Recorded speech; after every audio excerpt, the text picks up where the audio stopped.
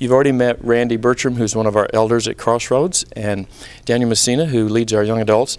We're talking about the elder-pastor relationship, and what we want to talk about in this segment is when it's fun when it's all happy and nice and we're just hugging each other and posing for pictures, but there's also these challenging areas where there's a reason a person has authority. They can say, stop, don't, do. And so it inevitably becomes necessary for pastors to do it with lay leaders and members, and for elders to do it with pastors. I'm wondering, Randy, and I really appreciate you all being willing to do this on video, share with me a time when you needed to intervene that way for Daniel and how you approached it and what was the presenting issue, and then we'll talk about how you guys worked that through. Well, Daniel's extraordinarily gifted, as everyone knows, and extremely energetic, and so he's passionate about getting involved in a lot of different ministry, has a heart for missions and wanting to reach the world, and so the challenge with Daniel is going to always be to hold it back and to keep it in balance when he's got other things he needs to be doing, and to count the cost before he commits to projects and things.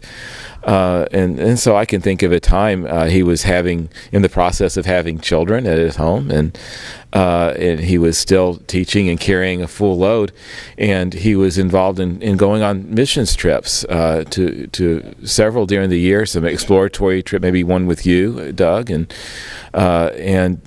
I became concerned that he was able to contain all of this. It was just getting to be too much, and it would burn him out or compromise the quality of time he needed to have with his family as young children were coming. And one important part of that is talking this over with my wife as well, who I've mentioned. My wife, Luann, is also deeply involved in the young adults ministry and deeply involved in the Messina's family and close to Daniel's wife. And she can tell you things that Ashley's whispering to her that you need to know that Daniel's doing or not doing.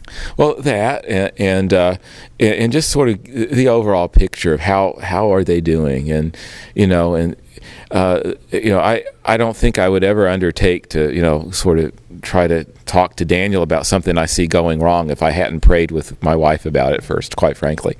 It's very, very important, and because we're partners together in our ministry, just like Ashley and Daniel are partners. So my wife and I are, and so not something I undertake lightly, but very lovingly. I would hope, because I really would always want to build Daniel up and going after his passion for missions. I very reluctant to put any boundaries on that. But I remember starting to talk with him over a period of months, saying, I'm starting to get worried about this. And I think it eventually led up to a point where one more mission trip, I said, Dan, I just think this is too much. You can't do that.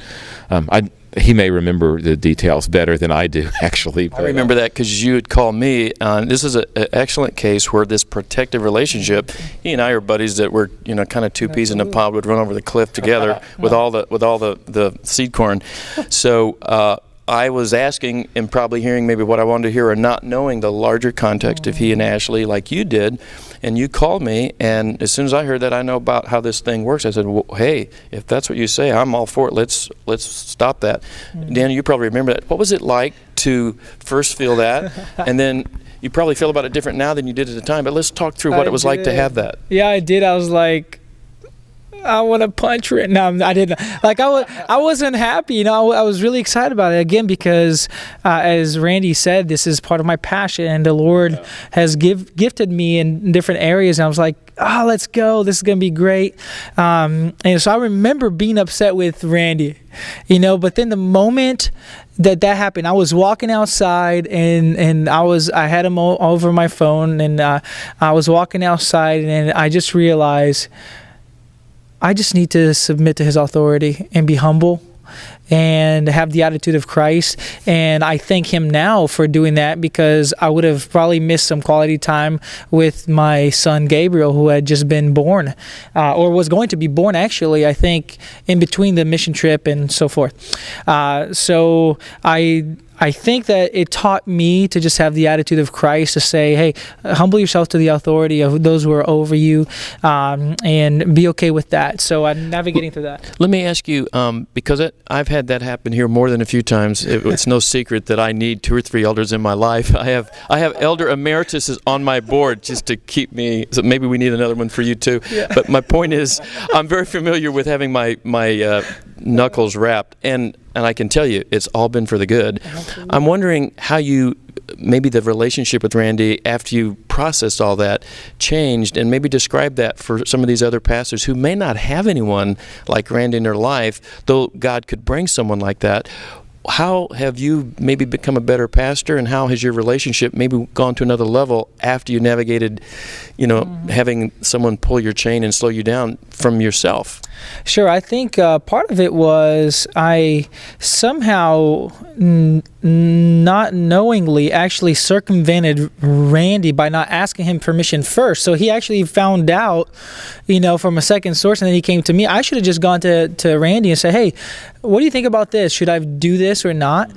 So it actually helped me to understand the role of being elder protected a little better, because all of a sudden I realized, man, any decision that I make for ministry, I need to run it by Randy, because that's very important. That's healthy.